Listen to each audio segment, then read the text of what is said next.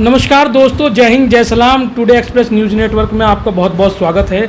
आज हम लोग बातचीत करेंगे कि इंडिया गठबंधन की जो रणनीति चल रही है एग्जिट पोल के बाद भी है। जितने भी एग्जिट पोल हैं, लगभग 10 से करीबन एग्जिट पोल हैं, उन सब में जो है एनडीए को बढ़त दिखाई है और इंडिया गठबंधन को जो है वो काफ़ी नीचे दिखाया है। जबकि कल जो मीटिंग हुई थी इंडिया गठबंधन की, उन्होंने मल्लिकार्जुन खड़गे जो अध्यक्ष हैं कांग्रेस के, उन्होंने कहा था कि कम से कम 295 सीट जो है पूरे ऑल ओवर इंडिया में इंडिया गठबंधन जीत रहा है। उसके बाद जो है आज कुछ लोग जो हैं, एक डेलीगेशन जो है इंडिया गठबंधन का वो चुनाव आयोग से भी मिला है और उसके बाद एक बहुत ही सतर्कता जो है वो काउंटिंग के दिन बरती जाएगी। उसके लिए दिशा निर्देश जो है पार्टी ने जारी करने शुरू कर दिए हैं। उसी को लेकर बातचीत करेंगे कि विशेष आमंत्रित सदस्य हैं समाजवादी पार्टी की कार्यकारिणी के, मेरे साथ इसरार साहब से बातचीत करेंगे। ये और बहुत लंबे समय से समाजवादी पार्टी से जुड़े हुए हैं और प्रचार के दौरान अलग अलग जिलों में ये गए हैं, अलग अलग जिलों को इन्होंने देखा है, क्या लोगों की स्थिति है, इनसे जानते हैं। जी इसरार साहब, सबसे पहला मेरा सवाल यही है कि अब कल एग्जिट पोल आए हैं, 7 फेज़ पूरे होने के बाद एग्जिट पोल आए हैं, इंडिया अलायंस ने भी एक बड़ी मीटिंग की है और बहुत सारी बातें हैं। आप स्टेप बाय स्टेप बताइए ये कि आपको ये एग्जिट पोल को आप कैसे देखते हैं। अजमत जी, आपके इस चैनल पे मैं आपका स्वागत करता हूँ। जब चुनाव शुरू हुआ तो उस समय प्रथम चरण के चुनाव में आप ये महसूस कर सकते हैं कि प्रथम चरण के चुनाव में जनता में कितना आक्रोश था भारतीय जनता पार्टी के खिलाफ। राजपूत समाज ने जनपद सहारनपुर के अंदर मीटिंग करके बाकायदा ऐलान किया और आप खुद इस बात के गवाह हैं कि मोदी जी जब आए थे तो उनकी रैली के बेमुकाबले कई गुना रैली राजपूत समाज की हुई थी, जिसमें उन्होंने विरोध कर खुला कहा था राजपूत समाज ने कि हम भारतीय जनता पार्टी का बायकॉट करते हैं। ननौता में हुई थी। ननौता में। उसके बाद आप ने देखा कि तमाम जो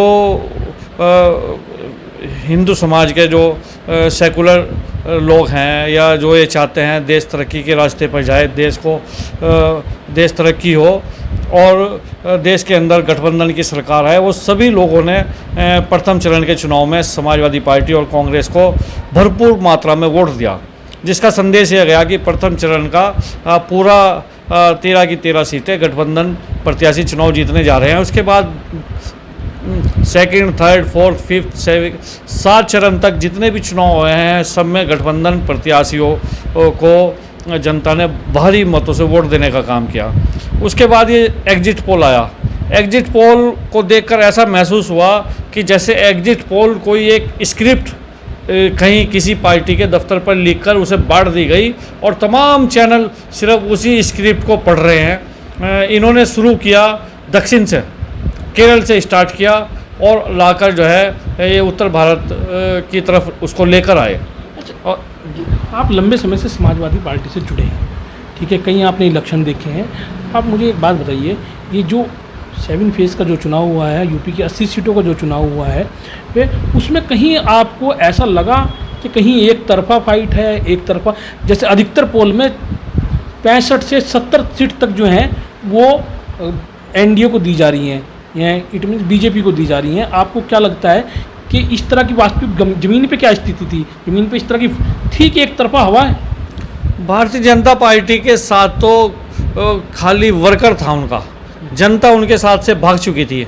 मैं भी एक चैनल देख रहा था आज तक, उस आज तक पे उन्होंने एक सवाल किया कि आप जो है भारतीय जनता पार्टी को कितनी सीट देंगे, और उस सवाल में पहले ही उन्होंने दे दिया कि 60, 62, 65 या 70।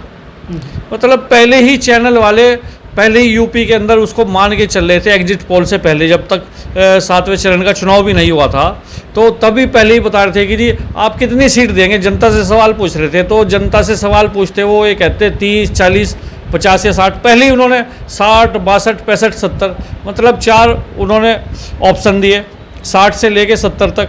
तो इससे साबित होता है पहले ही कि चैनल, जितने भी गोदी मीडिया के चैनल है, वो नहीं चाहते कि गठबंधन चुनाव जीते, वो भारतीय जनता पार्टी के लिए काम कर रहे हैं। इसके लिए समाजवादी पार्टी के राष्ट्रीय अध्यक्ष माननीय अखिलेश यादव जी ने दिशा निर्देश जारी कर दिए हैं और हमारे प्रकोष्ठों के जितने भी हमारे राष्ट्रीय अध्यक्ष हैं, प्रदेश अध्यक्ष हैं, अभी हमारे सपा अनुसूचित जाति प्रकोष्ठ के राष्ट्रीय अध्यक्ष डॉक्टर राहुल भारती जी का भी एक आदेश जारी हुआ है अनुसूचित जाति के कार्यकर्ताओं के लिए उन्होंने कहा है राहुल भारती जी ने कि जितने अनुसूचित जाति के हमारे कार्यकर्ता हैं, पदाधिकारी हैं, वो सब समाजवादी पार्टी की टोपी पहनकर, झंडा लेकर, डंडा लेकर काउंटिंग पर जो है अपना पहुँचें और अपने साथियों का, अपने नेताओं का मनोबल बढ़ाएं और पार्टी के पक्ष में लगातार जो है निगरानी रखें। अच्छा, आपको क्या लगता है ये अभी जैसे कि आपने बताया कि अनुसूचित जाति के राष्ट्रीय अध्यक्ष जो हैं राहुल भारती कि उन्होंने जो है एक लेटर जो है अपनी जितने भी जिले वाइज उनकी बॉडी के आदमी हैं उन सबको निर्देश दिए है कि 10-10 झंडे टोपी लगा के और मनोबल बढ़ाने के लिए वहाँ पहुँच जाए। तो राष्ट्रीय अध्यक्ष जो अखिलेश यादव जी हैं, क्या उनकी तरफ से भी इस तरह का कुछ जारी किया गया है? अपनी माननीय राष्ट्रीय अध्यक्ष जी तो 2 दिन हो गए, 2 दिन से लगातार कह रहे हैं। जिस दिन 7वें चरण का था तो उन्होंने पहले ही कहा था कि जितने भी हमारे समाजवादी पार्टी के कार्यकर्ता हैं, पदाधिकारी हैं, वो सब काउंटिंग पर जाएंगे, अपने पार्टी के नेताओं का, अपने कार्यकर्ताओं का मनोबल बढ़ाएंगे और निष्पक्ष चुनाव हो चुनाव आयोग से। इसीलिए आज वो गए भी हैं तमाम गठबंधन के नेतागण दिल्ली के अंदर।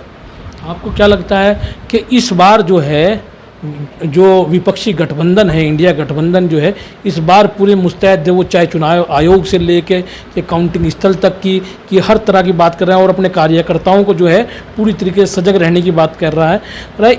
इसमें कहीं ऐसा तो नहीं कि मतगणना वाले दिन आपको ऐसा लगता है कि कोई कानून व्यवस्था की स्थिति बिगड़ सकती है अगर कोई बड़ा हजूम जो है वो मतगणना स्थलों के बाहर इकट्ठा हो गया, या और फिर क्या आपको लगता है कानून व्यवस्था की स्थिति बिगड़ नहीं सकती? अब अभी आज माननीय राष्ट्रीय अध्यक्ष जी का एक समाजवादी पार्टी की तरफ से एक जारी हुआ है संदेश। उन्होंने कहा है कि जितने जनपदों के डीएम हैं वो सब प्रेशराइज हैं